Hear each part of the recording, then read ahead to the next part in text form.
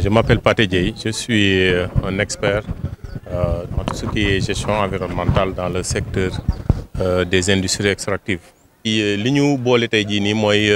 dafa fekk ni dañu booloo ak ay partenaires yu bëri pour mën a fexe xool saytu tey loi yi nga xamante ne moo fi nekk ak réglementation yi fexe améliorer leen pour que problème yi nga xamante ni population yi nekk fii nii si zone Diogo ak zone Darou Khoudoss tey ñu bañ a amati ay difficultés ay jafe-jafe parce que tey boo xoolee si wàllu indemnisation maanaam li ñu leen war a jox si suuf yi nga xamante ni dañ koy jël si exploitation yi loolu dafay nekk loo xamante ni arrangé wu leen daanaka sax di indi ay jafe-jafe loolu moo tax tey fu bëri da nga fay dem mu am jafe-jafe tey si jëlin boobu noonu moo tax tey ñu dajaloo fii pour xool tey nan nañu war a mën a def ñun en tant que ay experts maanaam ñoo xamante ni dañoo liggéey lu yàgg te xam mbir mi léegi ñu fexe xool nan lañ leen di mën a taxawoo ànd ak ñoom ba nga xamante ni loolu lépp ñu changé ko ba nga xamante ni tey benn jafe-jafe tey duñ ko jàkkoonteel si zone yi nii ndax tey li tax sax jafe-jafe yi mënoon na gën a bëri mais tey autorités yi nga xamante ni état bi teg leen fi muy autorité administrative tey fu ñu toll ñoo ngi dem sur terrain bi si ànd ak population yi ngir fexe tey texte yooyu nga xamante ni mooy kayit yooyu ñu xaatim ñu fexe changé ko ba nga xamante ni tey population yi gis seen bopp te ñoom ñoo ngi siy def effort bu fekkoon effort boobu defuñu ko tey foo dem si secteur industrie extractive di nga fa gis ay jafe-jafe mais ba léegi fii ñu toll ni tey lii war mooy tey assemblée nationale bii ñu fi teg tey mooy législature bi tey ñu fexe liggéey yi nga xamante ñun ñoo ngi koy def fii nii ñoom ñu accompagner si état bi fexe ba nga xamante ni ñu génne loi yu bees yoo xamante ni tey dinañ mën a indemniser parce que coow li bëri na lool jafe-jafe yi bëri na fi lool fu ñu toll si secteur minier bi ñoo ngi dégg ay coow ak histoire mais coow yooyu li ko mën a régler rek mooy ñu fexe liggéey bu am solo bi nga xamante ni ñun ñoo ngi koy def tey fii nii Darou Khoudoss ñu fexe autorités yi jël ko te ñun waxtaan nañ seeg aussi administration te ñoom aussi dinañ ko yóbbu ba si kilifa yi gën a mag pour que tey loolu noonu ñu fexe changer barème yooyu noonu ñu fi teg ndax barème yooyu noonu doy na waar lool ndax barème yi sax day lor daanaka askan bi te tey problème yi li ñuy xamante ni zéro incident ñun la ñuy wax maanaam benn jafe-jafe waratul am si secteur minier bi secteur extractif bu fekkee tey barème yooyu noonu changé nañ ko di indemniser population bi si na nga xamante ni moom la waree loolu tam dina teggil coono ju bëri autorité administrative ak état bi nga xamante ne tey moo fi nekk ak élus locaux yi nga xamante ne tey fu ñu toll ñoo ngi leen di attaqué fu nekk alors que ñoom seen yoon nekku si daanaka texte yi rek moo nekk texte yoo xamante ne baaxul en tout cas ñoo ngi ñaax bu baax assemblée nationale bu bees bu nekk Sénégal lii nii mu nekk tey première loi ak règlement yi nga xamante ni moom la ñuy teg si table bi ndax tey ku bëgg a régler problème secteur extractif bi muy secteur minier bi tey loolu nga war a jiital soo ko jiitalee tey di nga régler définitivement problème boobu te bu ñu ko régler rek Sénégal am jàmm définitivement. Cheikh Tidiane Sow adjoint au sous-préfet de Meouane. mais di wax ni li mu wax dëgg la c'est-à-dire tey di wax ak nit ñi ñu xam li ñuy def tam baax na ci parce que tey jii bari na ay coow yoo xam ne coow yooyu yëpp ñàkk li koy indi yëpp mu ñàkk waxtaan. man fii ma jógee nii tey dama nekkoon ci réunion dama jógee concertation fi mu nekk nii ak ay population benn village bu nekk fii ak benn société bu nekk sur la place ñu toog di waxtaan naka la ñuy def. pour gis benn yoon boo xam ne ñun ñëpp ku ne mën na ci gis boppam maanaam li ñuy def société bii ñëw di implanté wu ci dëkk bi li muy def mu gis ci boppam population bi nga xam ne tam dañ koy jël di ko yóbbu moom tam mu gis ci boppam autorité administrative yi mën a am jàmm parce que ci jàmm rek lañ mën a liggéey ñun. li ma ci jot a dégg jàng naa tey lu bëree bëri parce que vraiment maa ngi félicité Pathé Dieye le consultant tey jàngal na lu bëri parce que itam war nay mën a am fu ne warul yem Darou Khoudoss aussi aujourd'hui tey. ku mel ni Pathé war na mën a dem ci gox yi nga xam ne am na ay mines yëpp mu waxtaan ak ñoom parce que tey malgré wax na leen barème bi dafa tuuti malgré wax na leen mais tamit wax na leen ne leen lépp dafa war a nekk ci jàmm concertation ñu toog waxtaan parce que Sénégal moom waxtaan moo ko mën a génne fi mu nekk nii. Je m'appelle Moussa Mamadou Baldé, le représentant du CRADES, c'est-à-dire le Centre de recherche et d'action sur les droits économiques, sociaux et culturels. Nous avons aujourd'hui l'immense plaisir d'organiser cet atelier de plaidoyer sur la question des indemnisations par les communautés qui sont impactées par l'industrie extractive. Donc, ça a été une présentation très intéressante par notre consultant Pathé Dieye, que nous remercions au passage. Nous saluons également la présence du sous-préfet de Meouane. Et je pense que c'est des initiatives qui sont à saluer et à multiplier parce que ça permet non seulement que les différentes parties prenantes à ce processus puissent s'asseoir autour d'une table, qu'elles puissent, surtout pour les populations locales, comprendre réellement quelle est la procédure, les mécanismes d'indemnisation, pour éviter les incompréhensions. Donc je pense que Pathé l'a rappelé, lorsqu'on faisait ce barème en 1974, c'était dans un contexte de sécheresse et qu'aujourd'hui, un peu partout au Sénégal, là où il y a des industries extractives, souvent il y a des incompréhensions ou des tensions par rapport aux questions d'indemnisation, c'est-à-dire les barèmes qui sont appliqués, que ce soit pour le foncier, pour la terre agricole, parce qu'on sait que dans la zone des Niayes, c'est une zone qui est très forte en termes d'agriculture, mais aussi en termes de secteur extractif qui est assez importante. Donc c'était important que nous, en tant que CRADES qui appuie les communautés dans cette zone, de pouvoir réunir ces différentes parties prenantes autour d'une table et avec la présence de l'autorité administrative. On aurait aimé voir les compagnies minières aussi à la table. Malheureusement, je ne sais pas si elles sont représentées, pour qu'on puisse quand même faire ce plaidoyer, parce que nous savons tous que l'État est en train de faire des efforts dans le sens de l'amélioration des montants d'indemnisation, mais encore avec le contexte aujourd'hui, on l'a rappelé dans la salle, qu'il y a beaucoup de choses qui ont augmenté en termes de prix et que c'est important aussi qu'on puisse réfléchir, comme l'a dit Pathé, à vraiment réadapter les textes, parce que c'est des textes qui sont devenus pratiquement inadaptés par rapport au contexte actuel. Et c'est dans ce cadre-là que nous avons tenu à organiser cette rencontre avec l'appui de notre partenaire, la Fondation Rosa Luxembourg. Et nous remercions vraiment que toutes ces personnes qui ont été présentes. Et on espère qu'à la fin de cette rencontre, nous pourrons vraiment avoir un document de travail qui pourrait en tout cas servir de base peut-être à des actions futures. Parce que le CRADESC aussi, dans ses interventions, nous allons continuer dans ces dynamiques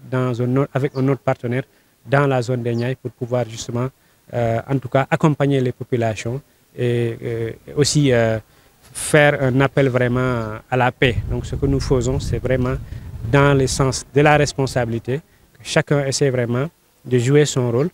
dans la sérénité et qu'on essaie de faire avancer les choses. Je suis Bassirou Ndiaye, juriste, nekk CRADESC. CRADESC moom benn kër la buy saytu ak jëf ngir ñoŋal ak yelleef doomu aadama yi jëm ci seen dundin, seen koom-koom ak seen matit muy culture. Benn ci pàcc yi nga xam ne CRADESC moom lay yëngu mu di des droits économiques moo tax ñu teew fii sax di waxtaanee li jëm ci naka lañu mën a def ba barème yi nga xam ne mooy li ñu xayma ngir di ko nampaay sax baat bu xaw woyof la parce que expert bi leeral na ko waaye daal société yi nga xam ne dañuy ñëw ci gox bi rawatina dans les Niayes ñuy def seen i liggéey wala même état bi sax bu dee dafa war a gàllankoor ba mu jar ñu population bi tuxu dem feneen wala ñu jël seen koom-koom jox leen il faut ñu am loo xam ne day jógee ci société bi ñëw ci population bi léegi loolu ñoo càmbar barème bi nag dafa yàgg bi ñu ko xayma 1974 su ma juumul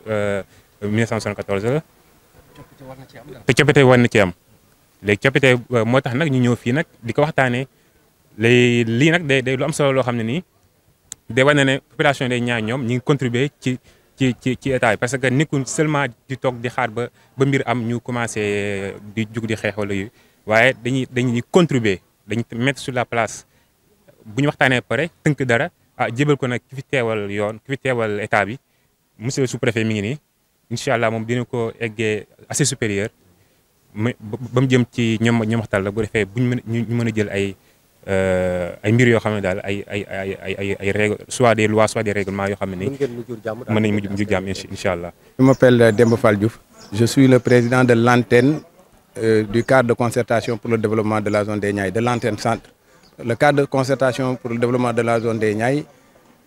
s'étend de Lendeng à Saint-Louis, maintenant divisé en 3 antennes, l'antenne sud, l'antenne centre et l'antenne nord. L'antenne sud va de Rufisque à Noto, l'antenne centre de Noto à Lompoul et l'antenne nord de Noto à Saint-Louis. Moi, je suis le président de l'antenne centre. jëm tey mi muñ ciy xaar mooy maanaam dañu toll ci ndàmpaay yi nga xam te ne moom la ñuy jox nit ñi buñ jëlee seen suuf ndax fii dafa am ay usines yu fii ñëw di exploité te buñ egsee ci suuf soxla ko dañ lay woo jël ko léegi nag li tax dañoo jàpp ni yoon wi ko tënk yoon wi moom la ñu romb ndax 1974 ak tey boo koy tënk ay juróom fukki at ak lu topp la kon loolu juróom benn fukki at ak lu topp sax juróom fukk kon nag léegi loolu dafa ñu jàpp ni baaxatul xëy na usines yi nekk fi ñu ngi góorgóorlu di def lu raw loolu mais ba tey dañoo jàpp ni li ñuy joxe dafa néew lool ci li ñuy daj ndaxte boo xoolee benn taatu mango ñun ñuy bay ñëpp kenn ku ne xam nga ne taatu mango wala taatu darkase su at mi jotee bu meññee dëgg-dëgg boo ko jaayee mën nga cee am li ko dalee ci fukki junni ak juróom benn jàpp fanweeri junni waaye tey da ngay ñëw ñu fay la ci fukki junni ngir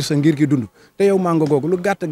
mën naa weñ juróom fukki at jëm kaw ndax man mi kan maa ngi fa ay mango yoo xam te ni sama waajur moo ko jëmatoon mango yi ñoo ma magoon te ba tey boo demee fañ ko jëmatoon mango yaa ngi meññi kon nag loolu lañ jàpp ni mooy jafe-jafe léegi nag li tax li ñuy xaar nag ci ndaje mi mooy ñu jëlee fi ay waxtaan tënk nit ñi wax seen i soxla ñu tënk ko buñ ko tënkee nag dem jébbal ko assemblée nationale ndaxte lu mu doon dañuy bëgg ñu teg ko ci loi te assemblée nationale ñoom ñooy porter loi yi kon dañoo bëgg li ñu fiy tënkee tey ñu jox ko suñuy député ñu tënkal ñu lool bokk na ci ñu soppi barème bi defar ko niñ ko tënkee nu mu méngoog li nga xam te nii buñ ci jotee dina ndàmpaay li dina sedd suñu xol bokk nañ tam ni commission départementale de recensement des votes bi wax dëgg yàlla buñ sañoon ñu jegesil ko ba mu ñëw ci arrondissement bi parce que léeg-léeg ay jafe-jafe day am mais boo saisiré commission bi bala moo dajale ay kii jafe-jafe ba ñoom duñ ko mën a constater alors que buñ ñu ko bàyyi loon fii ci préfecture ñoom boo demee saisir leen rek ñu daal di mën a jóg ñëw mën ko constater commission départementale de recensement des votes des impenses xam nga moo fi nekk waaw commission bi c'est départemental mais nañ ko décentraliser ba mu am au niveau de la sous-préfecture parce que récemment comme li ma koy wax dafa am fuitu ICS bu fi yàqoon ay tool yi xaal ak yooyu mais bi ma demee saisir sous-préfet dafa ma ni moom il a les mains liées parce que commission manque ci département ñoom rek ñoo mën a jël ndogal te moom booba amoon na jot mais préfet booba amul jot te préfet ñi muy war a dajale day bari du mën a ñëw ci tàng-tàng te loolu dafa nekk loo xam te ni bu weesoo bisu tey bi doo mën a gisaat impact bi moo tax nag ñu bëgg vraiment ñu jegeel ñu commission loolu moom ci livral bi nañ ko ci def incha allahu rabbi li ma gën a neex nag ci ndaje mi mooy consultant bi li muy wax yëpp day wax jàmm parce que ñun ñëpp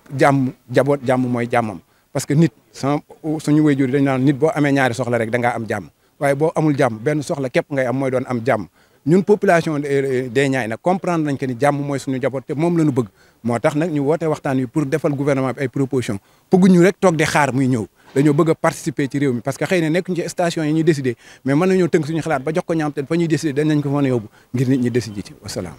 asalaamaaleykum maa ngi leen di nuyu di leen siyaara maa ngi tudd Ndiouga Sarr dëkk fii Daaru Xuddoos sanc waxal Caareen am nañu fi ay jafeñ-jafeñ yu bëree bari ba ci jiitu mooy bi ñuy ñëw dañu noo fekkan ak suuf su neex su sooxee lépp loo fi mos a planté rek dara du fi jeex ak ndox mu neex mais bi ñëwee li njëkk a def mooy seen gas bi mooy tay ba ñu xëcc ndox mi ba ndox mi léegi sorinu dex yi dem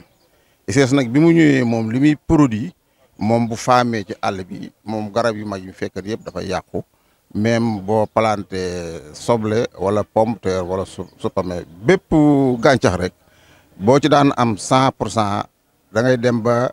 15% da ngay dem ba 10% da ngay dem ba 5% fi mu ne 5% sax dañuy tëj ci tool yi yooyu jafeñ-jafeñ daal am nañ ko ci li nga xam ne xam nañ ni moom société yi ñoo na ko yóbbee ñoo na ko teg. te ndàmpaay yi leen war a jox demul noonu. ndàmpaay yi nun ñii fi ndëkk nun Caareen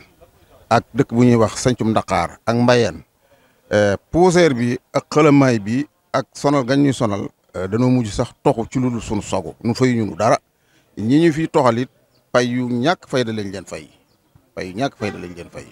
waaw. te loolu metti na leen. metti nañu lool.